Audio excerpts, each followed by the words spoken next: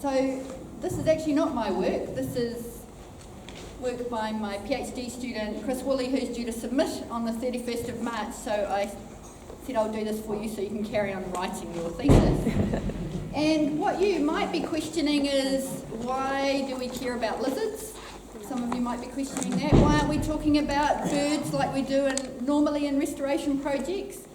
But I hope by the end of this you're convinced for the reason for thinking about lizards is actually we have a whole lot more that we could do with lizards, and they're in our backyards, and so they don't move around and get eaten somewhere else. They're in our backyards, so we actually have a lot of control over what we could do for lizards, and they're a really great opportunity in urban landscapes.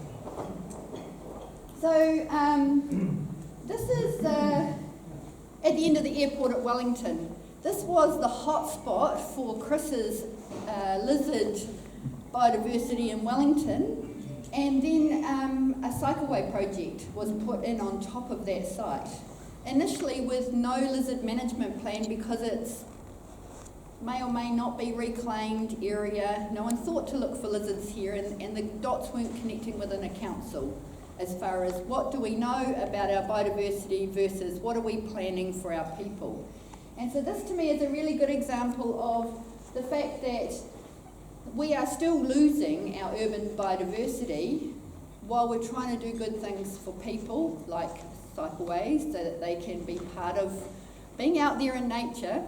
And this was the result of this was a mitigation translocation of the lizards out of that site, so the lizards didn't necessarily die under the bulldozer, but those kind of techniques are really untested for their success and what they do, whether those lizards actually survive in their new locations and so on. So we've lost the habitat and we have put the lizards somewhere else, but we have no confidence that they will survive in that new place long term or provide, a new population that carries on into the future. Okay, so negative effects on biodiversity in cities are still occurring every day. But cities are enormous opportunities, as we know, and this is a kaka sitting in a backyard in Wellington. Enormous opportunities to have biodiversity in our cities, and so that's really the focus that I want to have, rather than the negative components, because we can actually work with developers and within parts of councils, and we are doing that to actually make sure that there is more of this and less of that. And the benefits, again, of biodiversity in cities is not just for the benefits of the biodiversity and holding on to what we've got, but also the benefits of people who live in those places. So lizards, I guess a show of hands, because I know I've got some people who know a lot about lizards in here because I've caught up with some old friends, but who has any idea of what lizards are around in their sort of area that they work? Okay, so that is, if you look around, about half the audience, and that is outrageously better, statistically, I would say even, with my eyeball test, than any other audience I would talk to. Okay? Mostly people have no idea about lizards in the areas where they work or play, and yet if you go and walk down a street and in the corner of your eye see something scuttle off the path, well, it could be a mouse, I guess, but mostly it's likely to be a lizard. So they're out there, they're around. In fact, they're enormous diversity, about 106, and I'm saying about because we're still learning, 106 species in New Zealand. Enormous diversity of lizards in New Zealand. They're in two groups, the skinks and the geckos, and so if you're not familiar, skinks are more like a snake with legs, a little shiny thing. Geckos more like a velvety, chunky sort of thing. They look different, two different groups, and with 106 species, actually a lot of our lizards are in some kind of threat classification and or are also range restricted. So we get to have 106 species, not because there's that many in one place, but because we have a lot of regional based diversity. And when I mean they're everywhere, this is 4 geckos sitting in a washing line hide, just peeking out to obtain some sun. This is a skink up here, just on a nice hot, warm piece of rubbish sitting in a garden. It's snuck out of the vegetation to get warm. Okay, so even though we've got 106 species and they're spread, in very distinct places, and are threatened and maybe range restricted, actually we have lizards in cities. We just don't know a lot about them. We don't know a lot about them because people like me like to go to islands where we are allowed to go with the right research permits and study them on islands. So we have a lot of information and some hot spots, but we don't necessarily look at stuff in our backyards. And so when I was living in a suburban location in Wellington, a grad student wanted to use some sites. I said, you can use my site. She goes, you've got 3 species of lizards in your backyard. I had no idea. How embarrassing is that? So just not knowing what you've got, what it comes down to is I knew I had lizards, but the 3 species I had in my backyard are all small brown jobs, we like to call them, the SBJs. They're about this long, they move really fast, they're very small, hard to detect, and they are brown. And so not only do you not see them much, but most likely you're likely to know what you have because the cat brought it in and put it there for you, and that's the best look you ever get. And they look very similar. Those 3 species look very similar. So unless you've got it in hand, you don't know what you've got. I'm getting distracted. We don't know much about what's in cities. That's surprising because that's where we live, but that's the facts. So our People, Cities and Nature project on lizards was because lizards are really good to look at in cities because we can find them. They are there. We know nothing about them, and we can affect change for their conservation, and they could be really cool components of restoration projects when you've got the planting in place, got the habitat in place. Think about what next. Think about the ecosystem. Lizards, reptiles are a major component of our natural ecosystems. We just haven't really thought a lot about them. They're not as visible as the birds, but they're way more tangible to deal with in a conservation sense.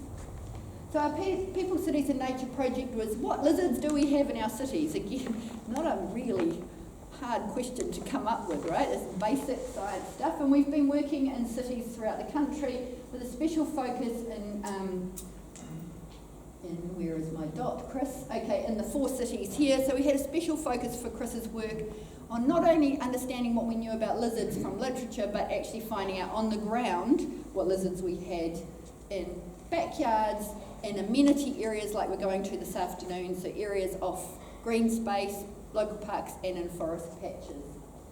So what do we have in cities? What did we used to have in these areas before they were cities? And what could we have in cities if we chose to focus in on lizards? So first of all, we have to figure out what is our city or our urban area that we're talking about. And so Chris's work started in on that, but just thinking, what is urban? What are we going to call this area? Because that's really important when we start to look at where do we have dots on a map. What do we already know about our lizards? So he worked to develop ideas that had already been put in place about what are we going to define lizards, as cities, as urban areas. What kind of habitat does that actually comprise in those sort of boundaries, so that we could get not only cookie cutter shapes of urban areas to think of in a mapping sense, but also to understand the habitat in those cities, because as Bruce said, this is very context specific. Wellington City will look different than Nelson City in all these characters. For example, Hamilton will look very different than Dunedin in these characters that are in the city, but also in the resources that are in that area around the city. Is this area familiar? That's what you look like, okay? By Chris's definition of urban.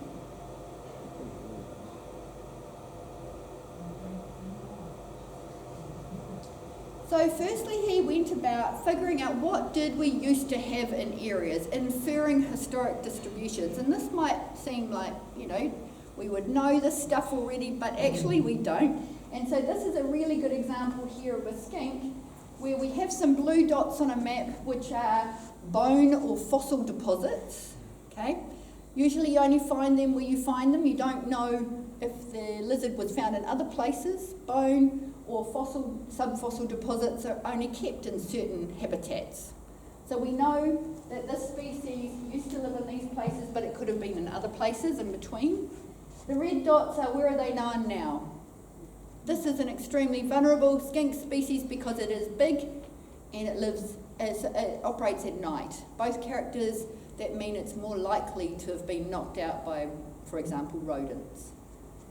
So Chris used this kind of information off the herpetofauna database, which you can also access, to understand where could they have been? Could this species, for example, have been something that would maybe be something we could think about restoring in special places in Wellington?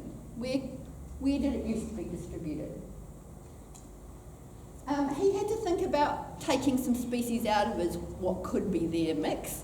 For example, because we have 106 or so species, a very similar species might be next door to one another. So if he found a very similar species, he would knock out the one from next door. So closely related species might not be in the same place. They would be special. Like, for example, we've got a species here, where are we? Yeah, here, that is now a different name than the Wellington version of it. So he would knock that one out because that's more a Hawke's Bay version of the same thing.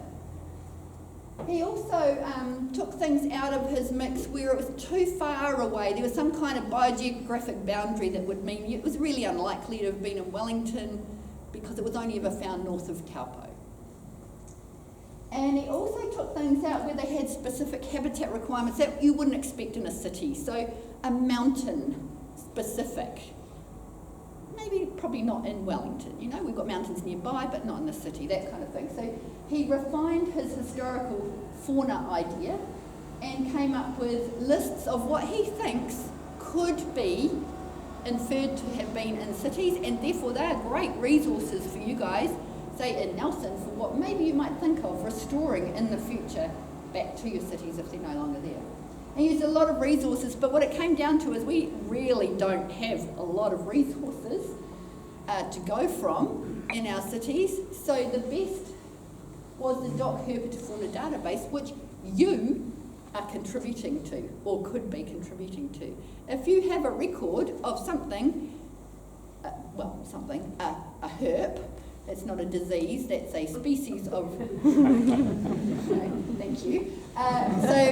So you can provide records that then go on these maps, for example. And that's the best source of information we have for what's in cities. So it really reinforced the idea that people, not specialists, are the best resource for our distributional data for lizards. So what he found are the opportunities for cities are that actually if we just looked at the, he started with 6 cities. They are Auckland, Hamilton, Wellington, Nelson, Christchurch, Dunedin.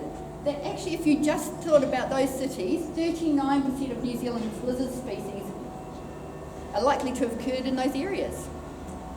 45 of those species, of the 39, are really regionally distinct. So all our cities could be contributing to it, even if we're all doing the same thing. Because by being in a different place, you would be looking at a different species that you're conserving in your city. And by doing stuff in cities, we can nail massive amount of lizard biodiversity. The only general we miss out on is one that's specific to Stewart Island. We can do something different there. And not only that, but 2/3 of them, plus some more, are threatened. So whatever you do for species of lizards in cities is having a major impact on their conservation status. So the potential for restoration in cities for lizards is enormous. Basically anything you do to contribute to it has massive bang for buck, no matter how you measure it. I'm not going to go into the detail because I've been given the warning, but there's a lot of detail I could tell you about special to Nelson about it, but largely it's about what you've lost. Chris only detected 1 species here, which is a very common species of skink. In the study that he did, which is really limited, if you come to the workshop I'll talk more about the limitations of what we know. Again, the value of having lots of people out looking and caring about lizards is way more impressive than one or two scientists. But basically we've lost a lot, and it's because of things like habitat, and it's because of things like rodents, cats, dogs, possums, everything else. But basically we lose a lot of lizards because they are ectotherms, they're not active in winter very much. Things eat them because they can't move away very fast. And so the People Cities Nature Project has been working, thinking forward in what we can contribute in cities for lizard conservation, because they're a great opportunity because they're just in our backyards. And we're thinking about it in 4 different areas. The gold standard, I guess, where you've got good predator control. And for lizards, it needs to be excellent predator control. These are species that have slow life histories. Geckos only have 2 babies every year. They just can't deal with much predation at all. The gold standard is places like the brook. Enormous potential at the brook, for example, for lizard restoration because of that golder standard, the better, higher control over things like rodents. But urban reserves, informal green spaces, the edges of habitat, enormous potential because lizards don't have large home ranges. They are on the verge in that rough area of habitat beside the road. And you can think about informal green spaces and then what happens in this kind of backyard versus what happens in that kind of backyard. Different habitat, going to be a different species you have potential for. So thinking really broadly about the connectivity of not just what's going on in your backyard and what you're doing and what you can see there, but how does it interact with the neighbours, with that forest patch behind you and so on. You can think about gardens in all sorts of different ways, but for lizards it's going to be more of the messy kind that you're after. And how, I guess, is probably where I'll leave it since I've got the time message, how does research interface with that? I'm particularly interested nowadays in not just what's happening in your backyard, but if you decide to develop it, how are you approaching that? Are you going around the special species? Are you even considering lizards in that mix? If you are considering a mitigation, how are you going to do that to offset those very serious risks, i.e. we don't really know many successes out of that way of doing things. And that's because developers walk away. They have 3 years of predator control and then stop it. What happens then? All of these kind of things that are not their fault, they're just implicit in the system. Are there opportunities to do things better? So that's really where I'm interested in investing the research effort. And I think I'm going to say thank you. I've got a lot of other stuff there that's more Nelson specific if you want to talk about it, but we can deal with that in the workshop. Thank you very much.